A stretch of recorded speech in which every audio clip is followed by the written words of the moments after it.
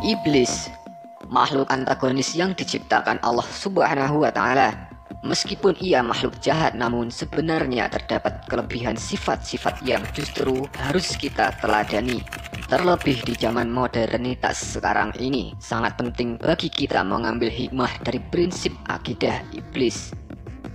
Mungkin hanya sedikit yang mengetahui adanya pelajaran dan hikmah besar dari sifat iblis yang bisa diteladani dalam menghadapi tantangan hidup akhir zaman, di mana tantangan terberatnya adalah menaklukkan diri sendiri. Sebab akidah iblis justru bisa membentengi diri kita dari fitnah akhir zaman. Sifat iblis seperti apakah yang dimaksud? Silahkan simak sampai akhir.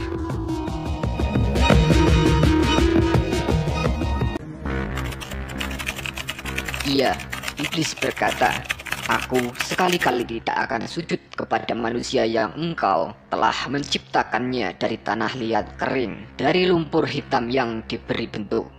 Al-Quran Surah Al-Hijr ayat 33. Ayat ini benar-benar gamblang menjelaskan pada kita tentang iblis yang bersumpah tidak akan sujud pada manusia.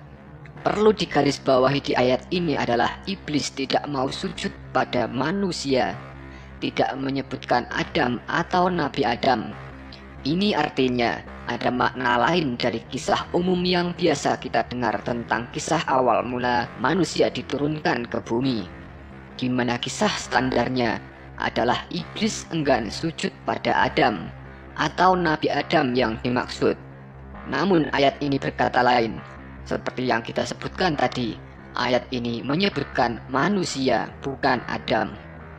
Arti ringkasnya adalah diri kita sendiri yang dimaksud sebagai manusia pada ayat ini. Lalu poin penting apa dari informasi Al-Quran Surah Al-Hijr ayat 33? Sebelumnya mari kita ulas sedikit terlebih dahulu apa yang akan dan sedang terjadi di akhir zaman ini. Sesuai keterangan dalam hadis Nabi yang tentunya sudah umum diketahui umat muslim, dikisahkan Dajjal akan keluar menebar fitnah sangat besar hingga dicontohkan siapa yang melawannya pasti akan gugur. Dan yang paling dahsyat dari tabiat Dajjal adalah dia mengaku sebagai Rabb hingga minta disembah.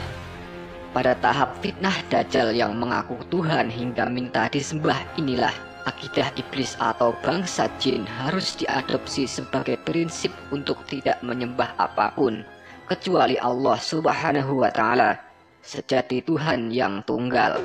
Sebab pada bait lain, keengganan iblis tidak mau sujud pada Adam karena suatu alasan bahwa dirinya berpendapat hanya Tuhan yang patut disembah.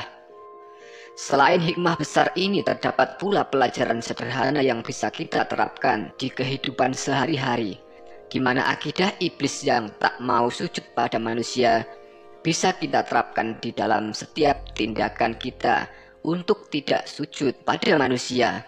Siapapun manusia itu, terlebih pada diri kita sendiri sebagai manusia. Sebab dalam kenyataannya musuh terbesar kita adalah diri kita sendiri.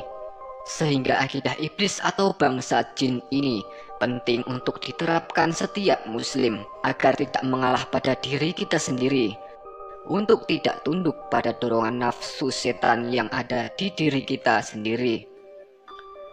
Masih banyak hikmah besar lain untuk dibahas, namun terlalu rumit jika semuanya diuraikan. Semoga ada poin yang bisa diambil sebagai kajian secara mandiri. Semoga bermanfaat. Wassalamualaikum warahmatullahi wabarakatuh.